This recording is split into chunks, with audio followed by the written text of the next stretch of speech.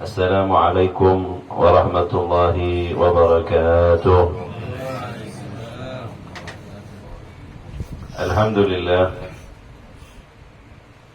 الحمد لله الذي يكتف إذا شاء في قلوب المريدين لوعة الإرادة فيزئجهم إلى سلوك السبيل السعادة التي هي الإيمان والإبادة ومحو كل رسم وعادة. ونصلي ونسلم على سيدنا محمد سيد أهل السيادة وعلى آله وأصحابه السادات القادة. أما بعد، أيها الإخوة رحمكم الله، segala puji bagi Allah Subhanahu wa ta'ala yang mengumpulkan kita di dalam kebaikan. Segala puji bagi Allah Subhanahu wa ta'ala yang menggerakkan setiap hati hambanya untuk mencari di mana tempat-tempat penuh dengan kebenaran.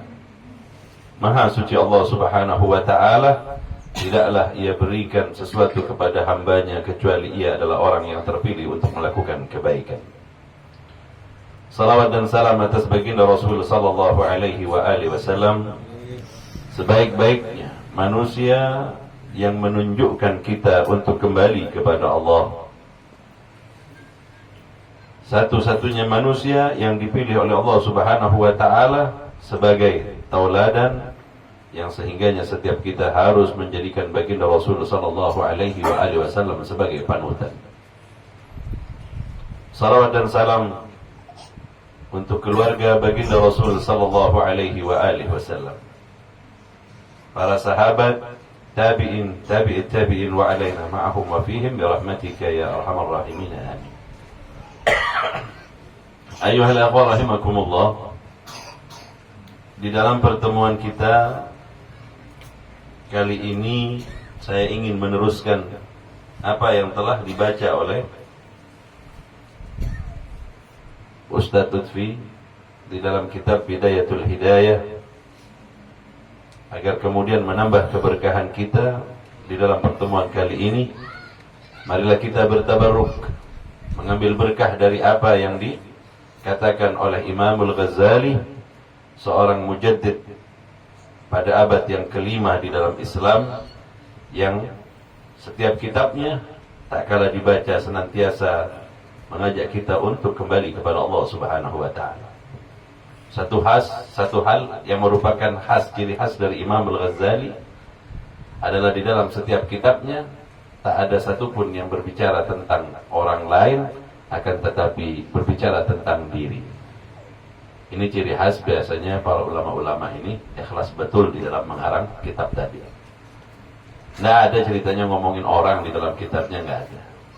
Setiap kali kita hadir di dalam majlis Imamul Ghazali, setiap dibacakan kitabnya, pastilah berbicara tentang diri, yang sehingganya jika kita pulang dari tempat ini, kita tidak akan menghukumi orang lain, akan tetapi menjadikan tolak ukur bagi diri sendiri untuk kemudian kembali kepada Allah Subhanahu wa ta'ala.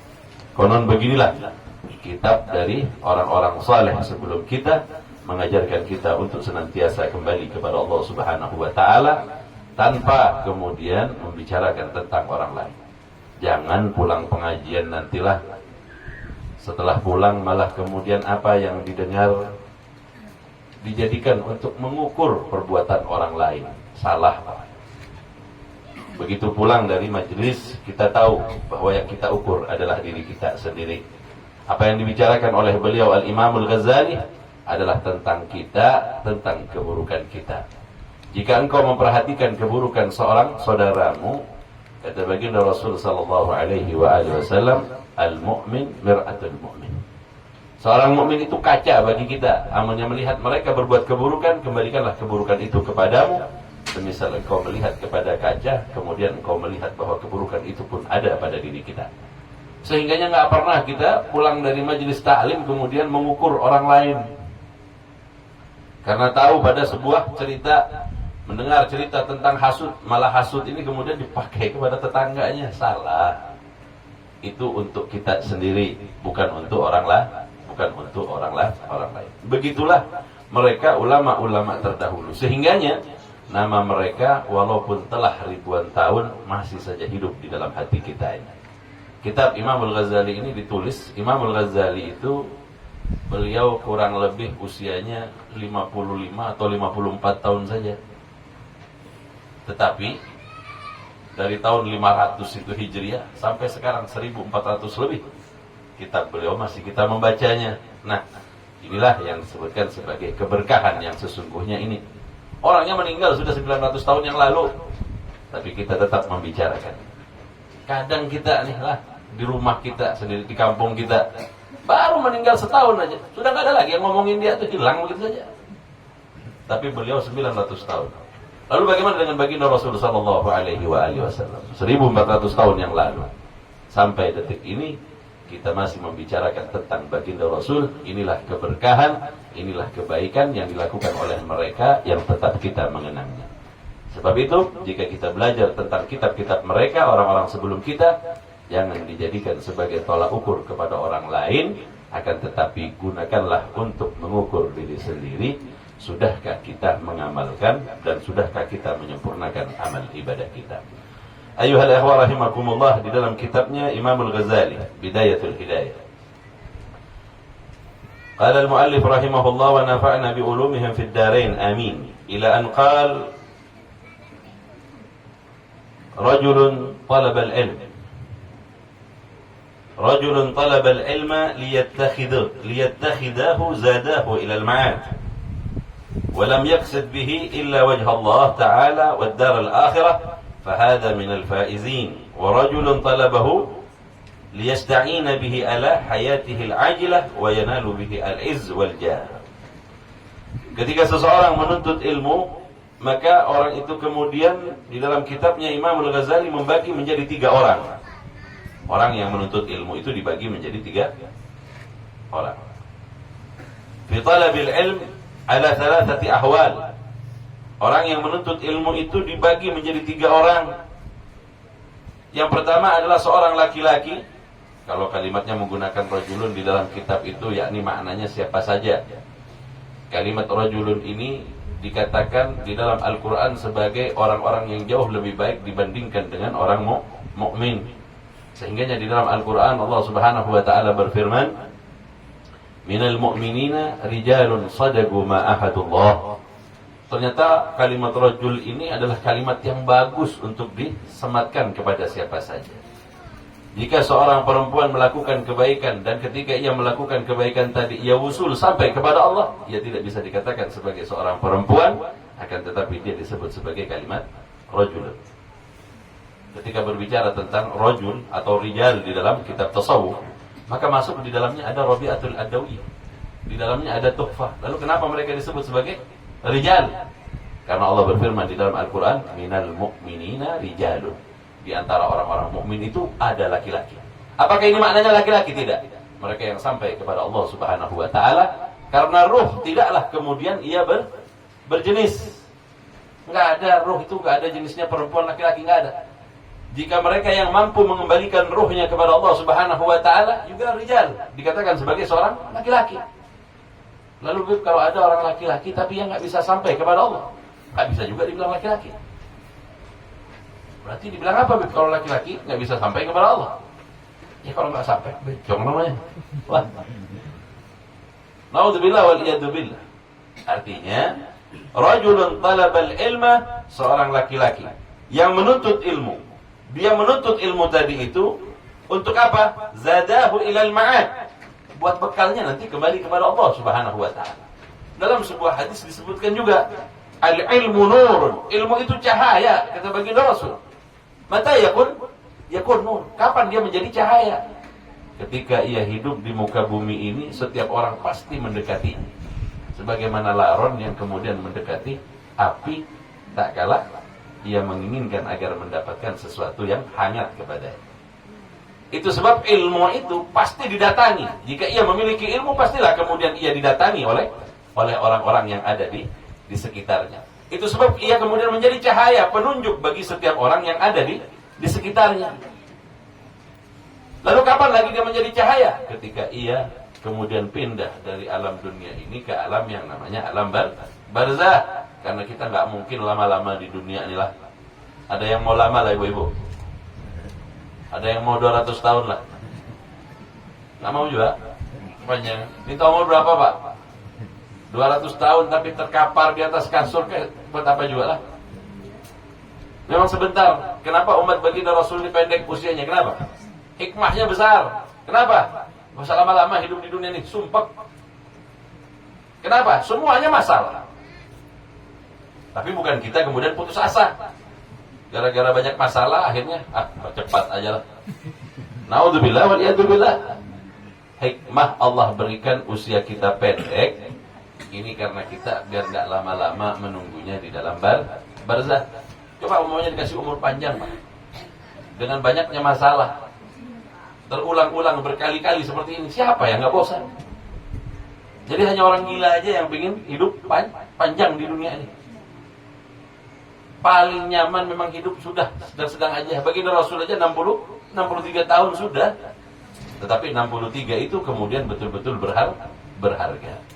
Itu sebab nanti ketika kembali kepada barzah, ilmu menjadi cahaya, ilmu menjadi petunjuk. Kita aja kalau mati lampu sebentar saja, sumpoknya udah setengah mati. Lah, lain lagi hujan, lain lagi macam-macam. Kalau air udah pasang, lampu mati, kiamat kita di sinilah. Mudah-mudahan nggak terulang lagi, lah.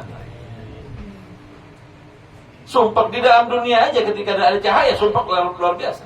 Itu sebab ada kemudian laki-laki yang menuntut ilmu, ada orang laki-laki yang menuntut ilmu, ia tahu betul bahwa ilmu yang dituntutnya adalah untuk bekalnya ketika ia kembali kepada Allah.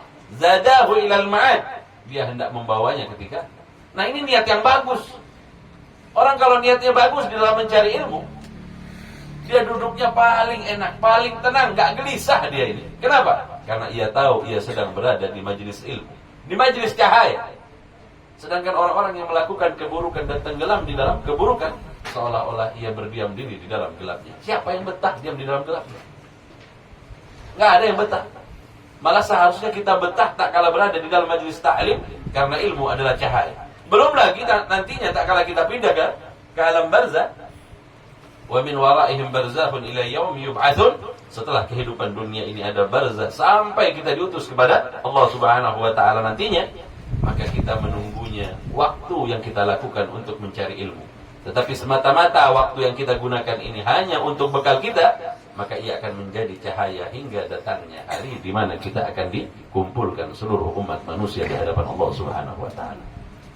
Kalau terang kubur kita nyaman aja Pak. Nah, dulu waktu saya dakwah ke satu daerah di Kalimantan Barat, kalau ada orang meninggal biasanya dikasih lampu di atasnya. Lah, di sini juga ada. Gak ada. Ada ya? Gak ada. Di Kalbar itu di pedalaman situ saya dakwah, ada kuburan baru itulah. Itu kasih lampu. Atau ada satu orang nanya sama saya, nggak syirik gak pasang lampu di situ? Alhamdulillah, bila dia nggak bisa bedakan syirik, nggak bisa bedakan apa nih orangnya. Jadi saya tanya, kenapa orang mau pasang lampu di mana saja boleh aja lah? Hah? Harus pakai dalil nggak pasang lampu nih? Apa dalilnya pasang lampu di atas kuburan? Nggak perlu dalil, saya bilang. Ente mau ngidupin, mau matikan, nggak perlu dalil. Lah, sampai-sampai dimintain dalil juga gara-gara lampu di atas kuburan. Seingat saya lah, di daerah-daerah seperti pedalaman itu, dia pasang lampu bukan apa? Takut binatang-binatang kemudian menggalinya. Itu biasanya. Enggak, Beb, lain. Orang sini katanya jika dipasang lampu terang kuburnya. Pasti. Bagian atas terang, saya bilang. Karena Beb, maksudnya bukan itu, Beb. Barzahnya terang. Kalau barzahnya mau terang, jangan di atas, masukin ke dalam. Dia nggak paham. Kalau kuburan dikasih lampu begitu juga agar kita kelihatan sama batu nisan. Namun lewat tuh lah. Kalau enggak, coba bayangin, kita lewat di situ kesandung nggak selesai. Dia nanya dalil sama saya, tidak, bukan begitu. Jika kita hendak memakmurkan barzahnya kita, jika kita ingin agar barzah kita ini menyenangkan, duduklah, perbanyaklah di dalam majelis ilmu, dan sadarlah bahwa duduknya kita di situ semata-mata hanya untuk menjadikan ilmu sebagai bekal untuk kita kembali kepada Allah Subhanahu wa Ta'ala. Ini yang betul. Ini orang-orang yang disebut oleh Imam Al-Ghazali, apa katanya dia? Fahada minal faizin. Dan ini adalah orang-orang yang menang. Inilah adalah orang-orang yang sungguh-sungguh paham bahwa ilmu itu gunanya nanti. Buat apa juga, beblah saya belajar tiap hari, nggak kaya-kaya juga. Salah maksudnya. Ngapain mau ke majelis taklim, mau kaya? Enggak. Kita mau kemudian menyimpan bekal kita untuk barzah kita waktu kita kembali nanti. Nah, orang yang sadar betul bahwa ilmu bermanfaat tak kalah kembali kepada Allah, dia tidak akan pernah meninggalkan sesaat pun waktunya untuk tetap belajar, karena ia senantiasa mengumpulkan amal buat barzahnya. Faedahnya kita duduk di majelis taklim ini nggak terhitung. Bayangkan bagaimana di dalam hadis sebelumnya dijelaskan, di penjelasan di dalam Bidayatul Hidayah ini, ketika kita duduk di dalam majelis ilmu, di waktu kita sedang mengajar ataupun kita belajar, berapa banyak makhluk Allah Subhanahu wa Ta'ala yang mendoakan kita. Ikan di lautan mendoakan semuanya kepada kita yang sedang duduk di tempat ini. Malaikat memintakan ampunan kepada Allah. Malaikat kemudian menghamparkan sayapnya agar setiap orang-orang yang mencari ilmu mendapatkan naungan. Di dalam riwayat yang lain, selagi kita duduk di dalam majelis ilmu ini, tidak berhenti malaikat kemudian memintakan kepada Allah Subhanahu wa Ta'ala yang nanti manfaatnya di akhirat. Sehingganya jangan pernah tinggalkan ini majelis. Walaupun yang disampaikan juga yang diulang-ulang, nggak apa-apa, karena masalahnya duduknya kita udah dapat pahala daripada duduk di rumah, daripada duduk di depan TV menyaksikan sesuatu yang nggak ada gunanya, yang tidak menambah amal kita sama sekali. Buat apa? Bukankah ini kesempatan kita? Tak kalau Allah Subhanahu wa Ta'ala berikan kesempatan kepada kita untuk mengumpulkan amal, ad-dunya mazra'atul akhirah. Dunia ini tempat kita menanam, nanti di akhirat kita menuai. Lalu kalau kita tidak menanam kebaikan sama sekali, apa yang akan kita tuai tak kalah kembali kepada Allah? Na'udzubillah wal iyadzubillah. Ada sebuah cerita tentang orang-orang yang menghabiskan waktunya di dalam kebaikan. Orang yang menghabiskan waktunya di dalam ibadah.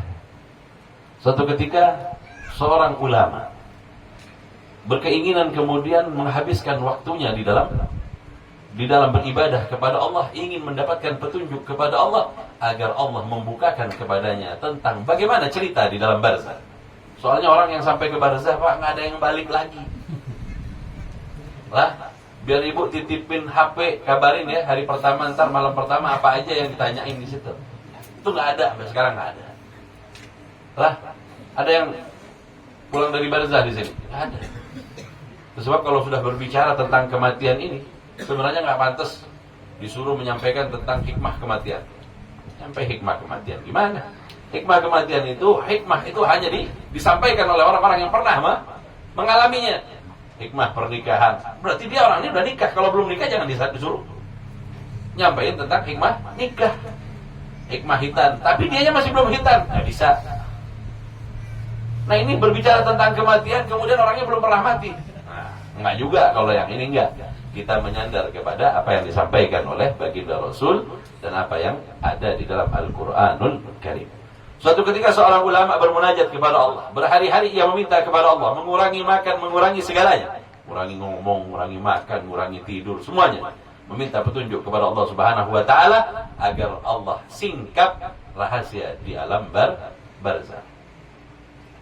Kemudian Allah Subhanahu wa Ta'ala memberikannya setelah 3 hari dia bertakarrub kepada Allah.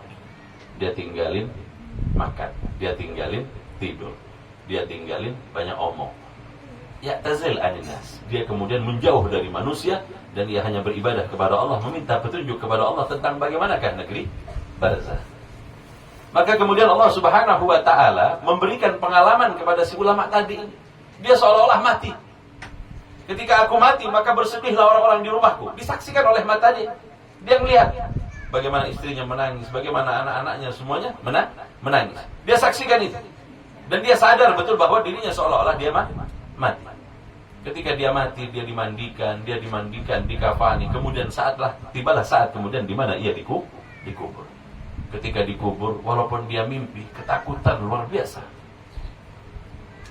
Saat itulah datang dua malaikat sebagaimana diceritakan oleh baginda Rasul sallallahu alaihi wasallam. Ketika menyampaikan pertanyaannya, setelah selesai, aku mampu menjawabnya, kata si ulama tadi. Karena di masa di dunia dulu, memang dia orang alim juga dan ahli ibadah. Dengan mudah Allah kemudian memberikan kepadaku untuk menjawab setiap pertanyaan malaikat. Selepas itu, aku pikir sudah selesai. Belum rupanya. Yang betul, Beb. Kalau nggak percaya, nyoba aja dulu. Jadi kata ulama ini, aku pikir setelah pertanyaan yang diajukan oleh malaikat, selesailah urusan. Maka tak ada lagi setelah itu. Tidak. Ternyata Allah subhanahu wa ta'ala menggambarkan kepadaku berapa lama aku tak kalah berada di dunia ini, tersesat di dalam kegelapan, dan kapan aku berbuat kebaikan. Ketika aku sedang menunggu, aku bingung. Karena barzah tak sama dengan di dunia. Barzah adalah sebuah alam di mana ia tak bertepi. Tak ada tanda-tanda untuk menunjukkan waktu ataupun tanda untuk menunjukkan arah. Nggak ada. Ini jam berapa? Nggak ada di situ. Biar bawa jam mati nggak ada gunanya juga di situ. Sebab orang kalau meninggal dunia kan dikasih kafan nggak ada kantongnya lah. Di sini ada kantongnya kapan? Mau bawa jam biar tahu waktunya jam berapa. Percuma, nggak bisa juga lah. Mau dikasih apa kira-kira? Mau dikasih senter kan? Buat terang di situ. Nggak ada gunanya.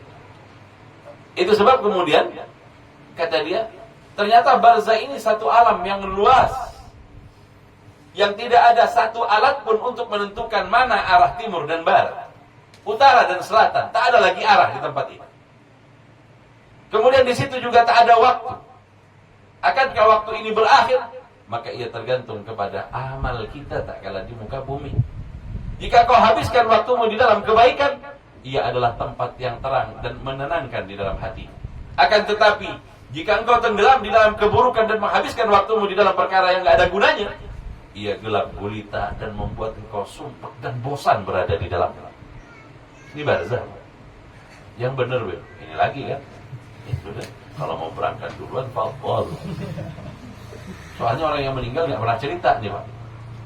Ini menurut beliau nih. Nanti ini bukan cerita saya nih ya. Ini cerita ulama tadi yang kemudian bertakarrub kepada Allah dengan berkhalwat, dia kurangi makan, dia kurangi minum, dan dia kurangi berbicara. Semuanya kemudian Allah tunjukkan kepadanya tentang barzah. Tak ada arah timur dan barat, utara dan selatan. Tak ada waktu untuk mengukurnya. Tak ada. Aku terduduk. Saat aku terduduk, datanglah kepadaku satu orang yang wajahnya jelek banget. Baru saja ia kelihatan dari jauh. Aroma tubuhnya yang amis, aroma tubuhnya yang bau, membuat aku tidak mampu untuk jauh sudah begini. Tiba-tiba ia mendekat kepadaku. Wajahnya yang buruk cukup membuat aku tersiksa. Cuman kita nggak pernah duduk dengan orang-orang seperti inilah di dunia lah. Orang pasti lebih suka duduk dengan orang yang penampilannya rapi, ganteng. Karena Rasulullah begitu.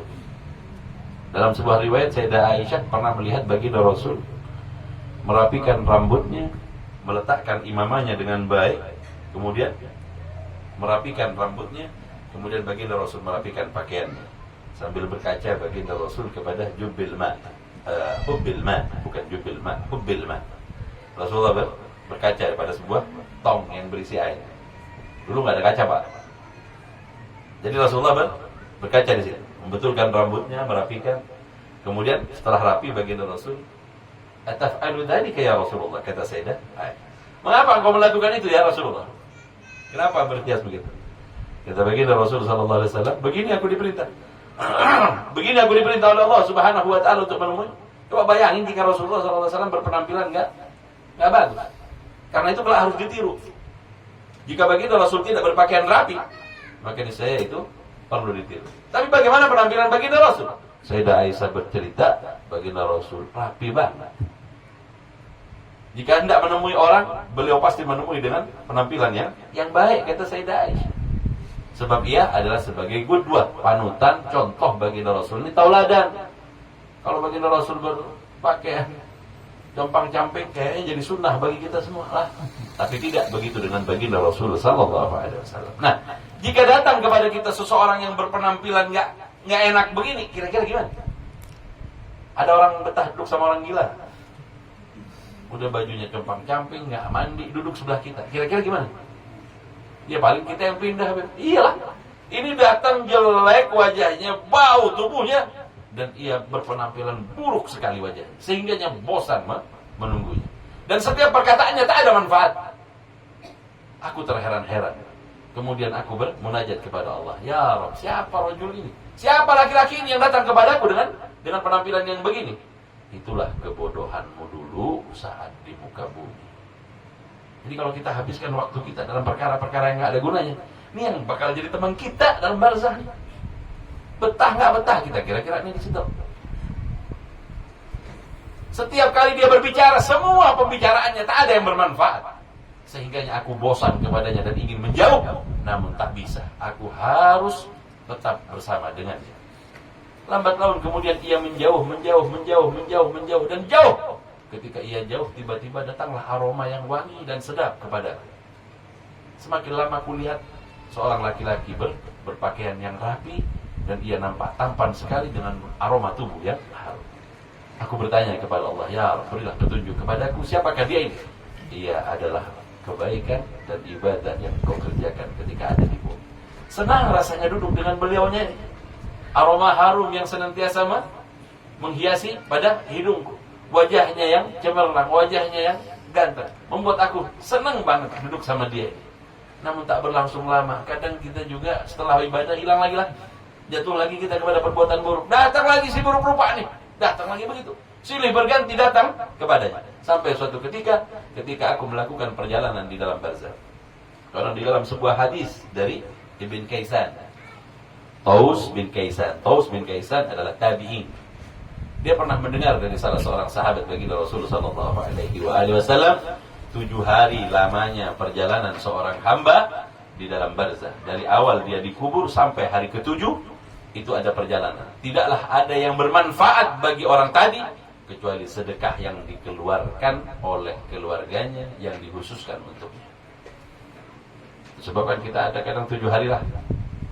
Itu bukan kebiasaan Hindu, tidak. Dalam hadis baginda Rasul juga ada 7 hari perjalanan kita di dalam barzah. Benar kata ulama tadi ini. Setelah aku ditanyakan oleh malaikat tentang 3 perkara, maka kemudian aku melakukan perjalanan. Di dalam perjalananku ini silih berganti 2 orang ini datang. Kalau datang si buruk rupa ini, sumpek saya. Kalau datang si tampan ini, gembira rasa hati saya. Senang rasanya, luar biasa. Rupanya silih berganti datangnya mereka berdua ini. Tergantung di mana kita banyak menghabiskan perkara-perkara kita. Saat kita habiskan waktu di dalam majelis ta'lim yang seperti ini, maka kebersamaan kita dengan orang yang tampan tadilah lama. Mendatang ke majelis taklim cuma sebentar lagi di situ. Ini yang bikin kita gelisah lah. Di barzah, sehingganya duduk di majelis taklim, tenangkan, jangan tidur juga. Lah, ada tamu datang cuma kita tidur kayak apa? Naudzubillah wal iyadzubillah. Gunakan waktu sebaik mungkin selagi kita masih berada di muka bumi. Itu sebab datang kemudian suatu ketika aku melewati sebuah perkebunan. Seolah-olah begitu gambarannya, gambaran si ulama tadi. Lewat kulihat buahnya mirip dengan semangka. Rasa haus tiba-tiba datang kepadaku dan ingin merasakan semangka yang ada di tempat itu. Saat itulah kemudian datang si buruk rupa ini. Aku ingin bertanya kepadanya, milik siapa nih kebun semangka nih? Kata dia, namanya juga orang ini bodoh tadi ini ditanyain. Ya siapa saja yang lewat boleh aja ngambil di sini, kata dia. Udah tahu, tuh kebun rapi banget lah. Pasti ada yang nanam, nggak tumbuh sendiri. Kalau kita dalam perjalanan, kemudian kita lihat kebun jagung rapi betul, kebun jagung ini. Mungkin nggak ada yang punya, jangan punya begitu pikiran kita. Lah, pasti ada yang nanam. Kan semuanya tumbuh yang numbuhkan Allah Subhanahu Wa Taala betul. Cuman yang nanam ini siapa? Yang bikin rapi kayak begini nih. Ini pasti ada yang nanam. Ini harus izin dulu kita. Tetap ternyata syariat digunakan di dalam barzah. Artinya apa? Hukum yang ada tetap ada. Bukan kemudian berakhir begitu saja. Tiba-tiba si bodoh ini bilang, kalau ente haus ambil aja, tak apa-apa. Ini bagi siapa saja yang lewat di sini boleh ngambil itu. Maka aku kemudian mengambilnya. Ketika aku mengambilnya, aku menghancurkan semangka tadi karena tidak memiliki alat untuk memotong. Ketika aku makan, pahit betul rasanya. Maka aku bertanya kepada Allah Subhanahu wa taala, apa sebab pahit? Karena sesuatu yang engkau makan di situ tidak terdapat kebaikan di dalamnya, pastilah dari sebuah perbuatan yang buruk. Karena engkau sedang berteman dengan si buruk tadi, engkau diarahkan kepada keburukan demi keburukan. Naudzubillah wal iyadzubillah. Baru selesai aku merasakannya, tidak hilang rasa hausku, rasa pahitnya mengganggu di mulutku. Tiba-tiba seekor anjing yang besar mengejarnya. Kita aja kalau dalam mimpi dikejar anjing, capeknya betulan. Itu sebab kata dia ketakutan, maka aku berlari. Ketika aku berlari, tiba-tiba mendekatlah kepadaku seorang yang berwajah tampan tadi. Maka aku berkata, sungguh seandainya engkau tak mau pergi kepadaku, senantiasa menemani di dalam perjalananku ini, maka niscaya aku akan amat senang. Kata si tampan tadi bilang apa? Berapa lama kau duduk di dalam majelis ibadah? Berapa lama kau duduk di dalam majelis zikir? Berapa lama kau duduk di dalam majelis ilmu? Saat itulah aku kemudian hadir. Nah itu jawab majelis ilmu kita. Ulun Bib sebulan sekali. Sebulan sekali didatangi sama si itu aja nanti di barzah. Alhamdulillah waliyadzubillah. Kalau tiap hari, maka setiap hari akan menghibur. Itu sebab waktu kita yang diberikan oleh Allah Subhanahu wa taala ini harus dihabiskan di dalam kebaikan demi kebaikan. Pun itu bagi mereka yang menuntut ilmu betul-betul ingin apa? Ingin dijadikan bekal untuk kembali kepada Allah Subhanahu wa taala. Ketika aku melewati sebuah tempat, si tampan ini datang.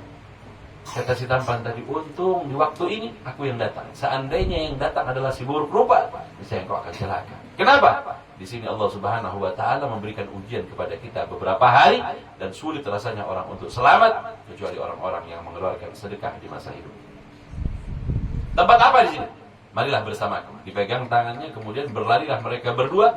Setelah mereka melewati tempat itu, ternyata hujan batu di tempat itu dan bisa berbahaya bagi mereka yang melewatinya. 7 hari perjalanan ini adalah 7 hari di mana ia mendapatkan ujian. Bersama dengan siapa kita melewati tempat itu, maka azab akan menimpa kita jika kita salah di dalam bermuamalah atau di dalam melakukan sesuatu di muka bumi. Na'udzubillah wal iyadzubillah. Sebab itu perbaiki niat kita di dalam kita belajar. Kita tahu persis, ini buat bekal saya di akhirat. Nggak bisa sedikit. Jangan kemudian jika kita bekerja begitu lama betul kita habiskan waktunya. Tetapi tak kala kita tenggelam di dalam ibadah, singkat rasanya. Baca Al-Quran baru 1 lembar udah diboleh-boleh. Kapan sampai ke juz berikutnya? Lama betul. Memang begitu sifatnya kalau kita melakukan kebaikan. Salat terasa betul, sangat lama betul. Padahal ketika kita beribadah, setiap ibadah akan oleh Allah Subhanahu wa taala dirupakan dengan perkara-perkara baik di dalam barzah kita. Itu sebab mulai sekarang tanamkan sebuah niat di dalam hati kita, setiap kali kita duduk di dalam kebaikan, perlamalah. Karena apa? Ini untuk akhiratku.